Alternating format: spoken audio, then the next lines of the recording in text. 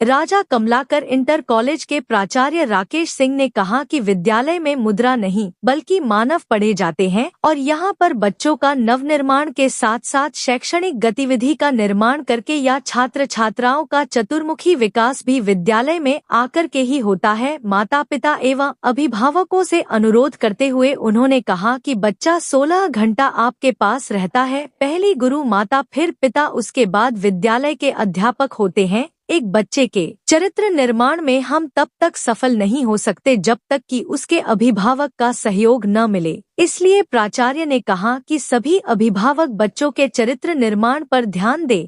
सिर्फ पैसा कमाना ही जीवन का उद्देश्य नहीं होना चाहिए। हम किसके लिए पैसा कमा रहे हैं? जब हम बच्चे पर ध्यान नहीं देंगे कि बच्चा विद्यालय गया कि नहीं, परीक्षा में बैठा कि नहीं, किस विषय की पढ़ाई हुई, इन सब पर अभिभावकों को भी विशेष ध्यान देने की बात कही। पहला गुरु, पहला शिक्षक माँ, फिर पिता और फिर विद्यालय के शिक्षक होते हैं। एक छात्र के भविष्य निर्माण में, चरित्र निर्माण में तब तक हम सफल नहीं हो सकते जब तक कि उसके अभिभावक का सहयोग न मिले। अभिभावक हमारे लिए आदरणीय है। मैं उनसे बार बार अनुरोध करता हूँ, कर भी चुका हूँ कि आप बच्चों के चरित्र निर्माण पर ध्यान दें। सिर्फ पैसा कमाना ही जीवन का उद्देश्य नहीं होना चाहिए। हम किसके लिए पैसा कमाते हैं इस बारे में भी सोचना चाहिए।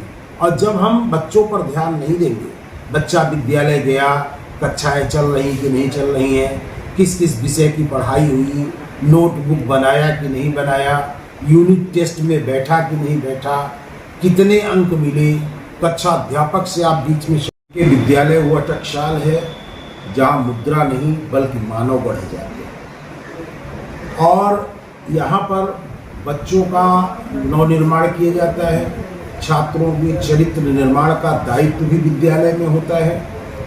शैक्षणिक गतिविधियों के साथ साथ क्रीड़ा संबंधी गतिविधियाँ या बच्चों का चतुर्मुखी विकास विद्यालय में आकर के ही होता है। अगर विद्यालय का रोल न होता तो लोग घर में ही पढ़ लेते। माता पिता से मेरा अनुरोध है, अभिभावकों से अनुरोध है कि चूँकि बच्चा 16 घंटा आपके पास रहता है, 17 घंटा आपके पास रहता है, हमारे पास विद्यालय में चाहे कोई भी विद्यालय हो